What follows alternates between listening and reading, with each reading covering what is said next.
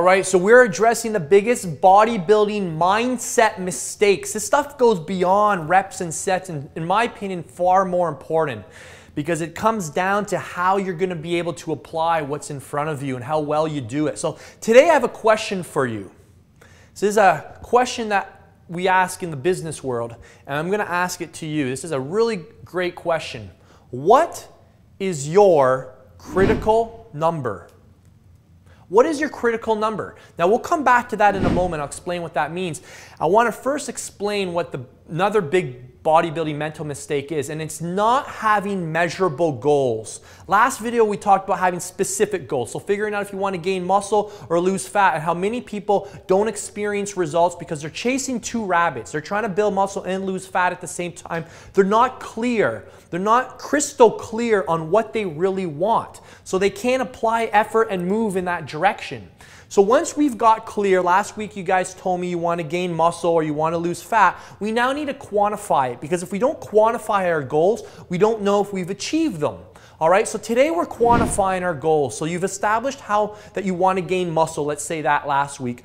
Now it's time to say how much. How much muscle do you want to gain? Is it 10 pounds? Is it 15? Is it 40? I want you to put a number on it. This is far more powerful than saying, I just want to gain muscle, because how do you know when you've arrived? It's like someone saying, I want to earn more money. Well, how do you know when you've achieved that goal if you don't quantify it?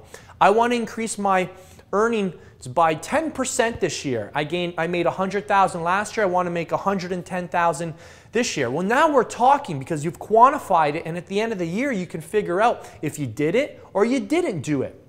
There's no minimum in goal setting. So today we're talking about what's your critical number. So quantifying your goals really comes down to figuring out the number that matters to you. And this is where it gets fun, because quantifying your goals doesn't just have to be like a number on the scale or a body fat percentage, although those are great things to quantify. The critical number doesn't have to be your scale weight or your body fat percentage. Although those are great things to quantify.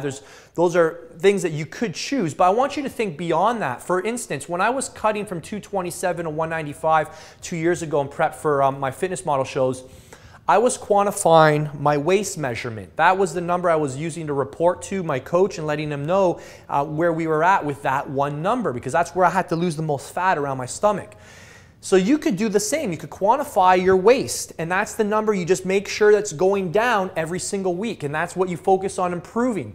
You could quantify your bicep size, your calf size, your quad size, your shoulder to hip ratio. Those are all great things you can quantify. The key is to figure out what critical number do you want to quantify first. What is your primary priority?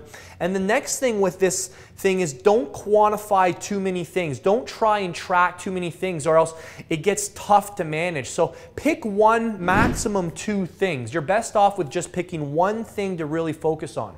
So yeah, one or two things is probably just about perfect. Another mistake with goal setting is measuring too many things. If you're trying to measure too much, it just becomes overwhelming and unrealistic to constantly check every week. So pick something that's critical to you. What are you going to focus on?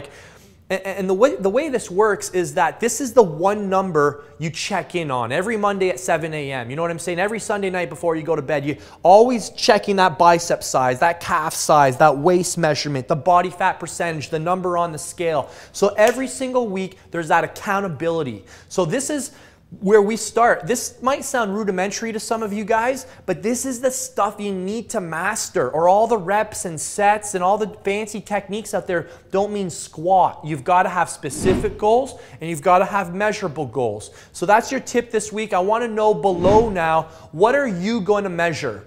And start. The most powerful thing is to write it down on a piece of paper. It's far more visceral when you write something on paper as opposed to typing. But since you're in front of your computer right now, type it down in the comment section below. So tell me what you want to do. I want to gain muscle, or I want to lose fat, and now quantify it for me. Tell me how much. Give me the specific numbers at 30 pounds, 15 pounds, 17 pounds. I want you to get crystal clear on that critical number that you're going to track this year, or until a certain time frame, which we'll actually talk about next week. Thanks so much. We'll talk to you soon.